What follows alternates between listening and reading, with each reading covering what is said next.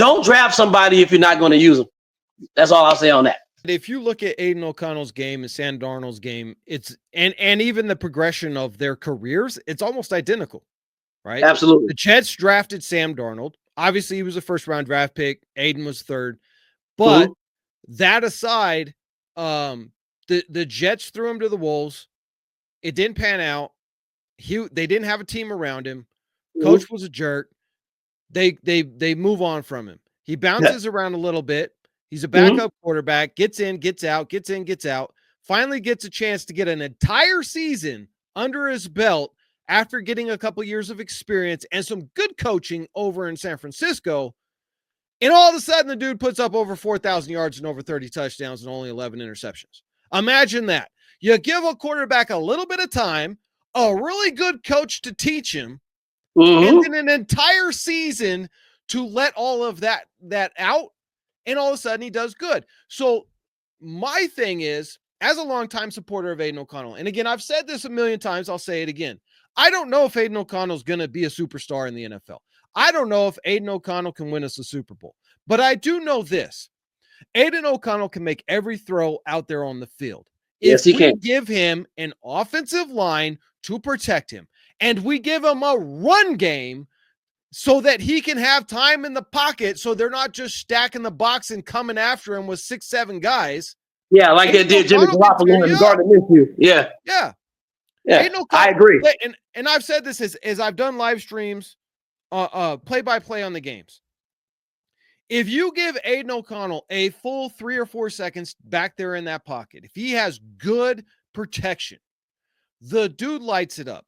Here's the problem with Aidan O'Connell, because he's not perfect and he has a lot of room for improvement. One of the issues I have with him, and I think that this is part and parcel to the tumult that he's had to deal with since being drafted to the Raiders, and having Josh McDaniels, who, threw him to the wolves, intentionally trying to make a point and letting him get sacked 7 times in a game in his first ever start in the NFL. And not one time do you double team Khalil Mack. After the 3rd sack, you should be like, you know what? I think we should double team Khalil Mack and not let our quarterback get eaten by a wolf. Okay? I agree. That doesn't happen. So that tells me right there that McDaniels was intentionally trying to prove a point. He wanted to lose the game. And because for him, it was all ego. Because he was pressured into starting Aidan O'Connell in that game.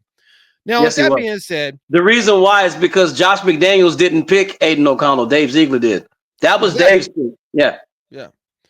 And so here's the thing with Aidan O'Connell that I've noticed is that with Antonio Pierce was like, I don't want to see any interceptions. I don't want to see any mistakes when he became the head coach. Now, when he was the interim, it was like, let it fly, Aidan. Do your thing. You threw a pick, no big deal. Go throw 4 touchdowns. Right.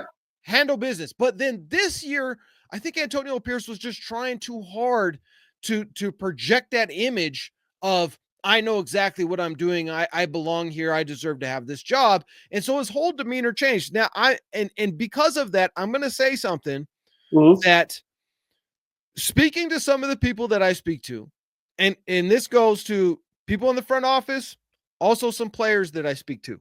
And I've had players on the team. So anybody who doubts that I speak to players, go back and watch my interviews with the players that I've had on the show last year. And I have more lined up for this year.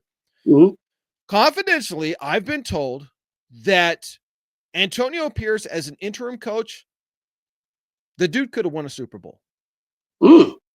But when he became the head coach, it all fell apart. His demeanor changed. He didn't know what he was doing. He was not keeping discipline during practices, which I witnessed myself. I went to the practices, right? And I had a front row seat sitting there with the other media. And I got to tell you, it was a whole different thing from 2023. In 2023, it was still Josh McDaniels' system, and that was very disciplined. When Antonio came and became the head coach, he abolished everything. Right. And basically it was a party.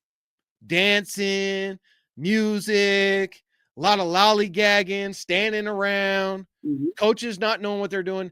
And so I've been told by some people that I speak to that there was a lot of discontent with Antonio Pierce in year 2. In year Right. 1, everybody loved him because the structure was there, and he just went along with the flow of what the structure was, but he Right. just wasn't being a jerk to all the players, right? And so everybody loved it. But this year, no discipline. Coaches not knowing what they're supposed to be doing because the head coach isn't setting up a system. And so it all Right. kind of fell apart. So with Aidan O'Connell, when he finally gets his chance to start in 2024 after Gardner Minshew gets benched, there's so much pressure on him that you have to be perfect. And if you're not, you're going right back to the bench.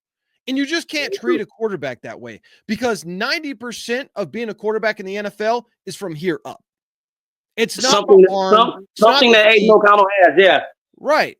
And so if you get into their head and you make them start questioning themselves, then what you end up with is a bunch of dink and dunk safe passes. And that's what I seen a lot of from Aidan O'Connell when Gardner Minshew got benched. Now, he started to let it fly a little bit more when it became apparent. And if you look back to, I think it was like week 12 or 13, where the press is just hitting him. They're like, you're trying to run the ball 40 times a game, but you're averaging 1.7 yards per rush. Don't you think it's time to air it out a little bit more? And Antonio Pierce was like, well, I mean, I don't want to be throwing the ball 40 times, but I guess, if we have to do that, we will. Well, then, when Luke Getsy gets fired, when he fires him and he hands it over to Scott Turner and they bring in Norv Turner. Norv Turner is not has never been an offensive coordinator or head coach who wants to just sit there and run the ball 40 times. So they immediately said, Aidan O'Connell's going to throw the ball 30 plus times in this game. And it worked. Of course it did. We won. And imagine that. All of a sudden, Aidan O'Connell gets in his grooves. He's feeling good about himself. He's making plays. And, to throw salt on the wound, the whole reason why Devante Adams left the Raiders is because he did not want to play with Gardner Minshew. Yeah. Exactly. Yes, I agree.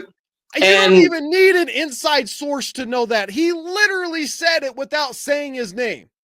Oh, yeah. If I could bring my point on, to add to your point, what was the name of the documentary on Netflix that Devante Adams was a part of? Wide receiver. Okay. On that documentary, Devante spoke about Aidan. He told everybody that he liked Aidan. To everybody who's hating on Aidan. Club Shay, he said Aidan O'Connell was his guy.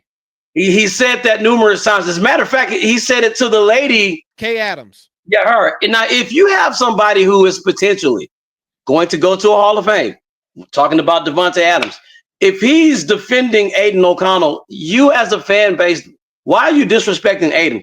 Maybe he has a gift that you're not looking at. Everybody's looking for Lamar Jackson. Everybody wants a Justin Fields type. What's so bad about a pocket passer, man? What's so bad about a pocket passer that could buy time with his feet? It's funny. Gardner Minshew can run. I just think it's kind of odd that when Aidan took over, the running game got better. And you know why, right? It's because he can challenge you deep. The defenders, like you said, they stack the box if your quarterback can't throw the ball 40 to 50 yards and actually connect on them. Gardner Minshew never did that. But I just think it's kind of odd that when Aidan O'Connell took over, all of a sudden, whoever was behind him as a running back was getting to between 70 and 90 yards easily. So that just really goes to show you